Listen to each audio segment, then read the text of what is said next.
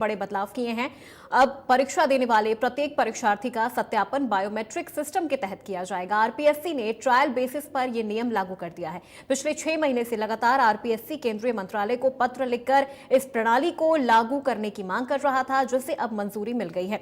बता दें कि आरपीएससी ने सरकारी भर्ती परीक्षाओं में डमी कैंडिडेट्स की बढ़ती संख्या को देखते हुए यह निर्णय लिया है। अब इस नई प्रणाली के तहत परीक्षार्थियों की पहचान करना आसान हो जाएगा, क्योंकि बायोमेट्रिक सिस्टम में आधार कार्ड सत्यापन की तरह ही छात्र का रजिस्ट्रेशन किया जाएगा। इससे डमी कैंडिडेट्स की पहचान की जा सकेगी। जब अभ्यर्थी किसी परीक्षा के लिए आवेदन करेंगे और वन टाइम रजिस्ट्रेशन करेंगे तो उन्हें एसएसओ पोर्टल पर आधार कार्ड नंबर, जन्मतिथि समेत सभी जानकारियां देनी होंगी। परीक्षा केंद्र पर पहुंचने के बाद उन्हें बायोमेट्रिक मशीन पर अंगूठे का निशान स्कैन करना होगा। अगर उनके द्वारा दी गई सभी जानकारी सही पाई जाती है तो ही उन्हें परीक्षा केंद्र में प्रवेश मिलेगा।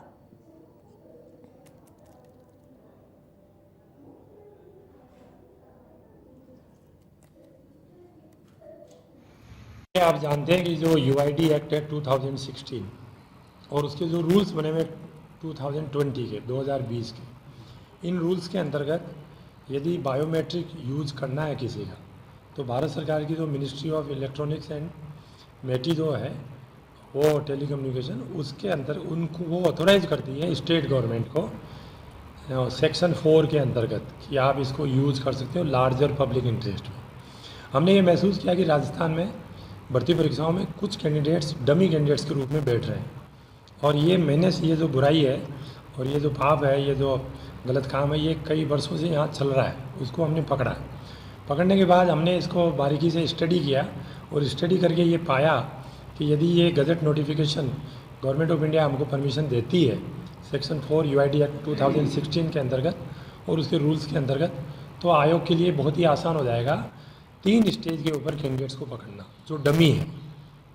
पहला स्टेज है एग्ज़ाम सेंटर, दूसरा स्टेज है विचारी सूची जो 2 गुना लोगों की जारी होती है, उसके अंतर्गत जब डॉक्यूमेंट वेरिफिकेशन जो अब डिपार्टमेंट्स करेगा आरपीएससी के साथ साथ, अब चूँकि राज्य सरकार ने आदेश जारी कर दिया कि डिपार्टमेंट डॉक्यूमेंट वेरिफिकेशन करेगा तो डिपार्टमेंट्स को ये सुविधा होगी। और तीसरा, यदि कोई इंटरव्यू देने आता है तो इंटरव्यू देने के दौरान भी हम जो है उसका यहाँ जो बायोमेट्रिक करवाएंगे हम। राजस्थान लोक सेवा आयोग अब कैंडिडेट को लेकर के एक नई स्कीम जो है लागू करने जा रहा है, जो कि फर्जी जो डमी कैंडिडेट जो होते हैं, जो डमी कैंडिडेट को की धरपकड़ करने के लिए अब बायोमेट्रिक सिस्टम को जो है लागू करने जा रहा है।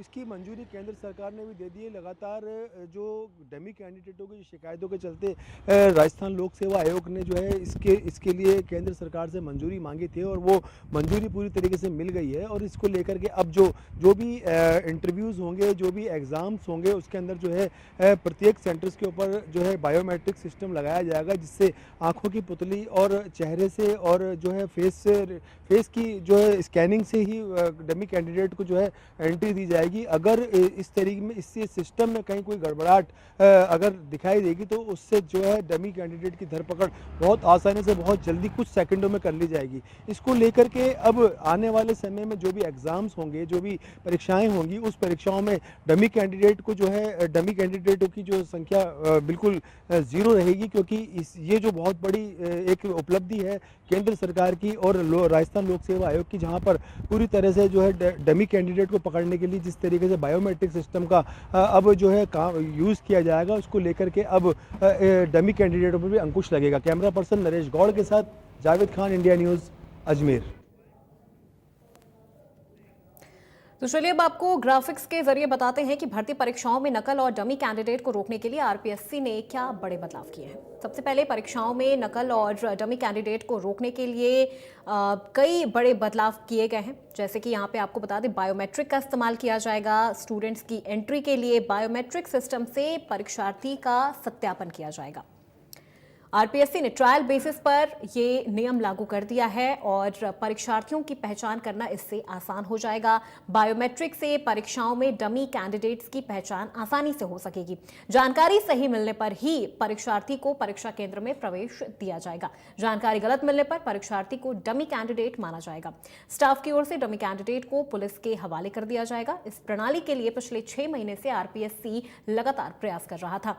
अब केंद्रीय मंत्रालय ने इस प्रणाली को लागू करने की मंजूरी देती है। तो आपको बता दें कि डमी कैंडिडेट को पुलिस के हवाले कर दिया जाएगा। अगर कोई भी कैंडिडेट किसी दूसरे की जगह एग्जाम देने के लिए जाता है तो बायोमेट्रिक से उसका सत्यापन किया जाएगा, और सत्यापन अगर उसका नहीं हो पाता है, अगर इंफॉर्मेशन उसके बारे में गलत मिलती है तो उसे पुलिस के हवाले भी कर दिया जाएगा। इस प्रणाली के लिए पिछले 6 महीने से आरपीएससी लगातार प्रयास कर रहा था। तो डमी कैंडिडेट्स को रोकने के लिए ये बड़ा कदम उठाया जा रहा है, और 6 महीने से आरपीएससी इस प्रणाली के लिए प्रयास कर रहा था। केंद्रीय मंत्रालय ने इस प्रणाली को लागू करने की मंजूरी दे दी है।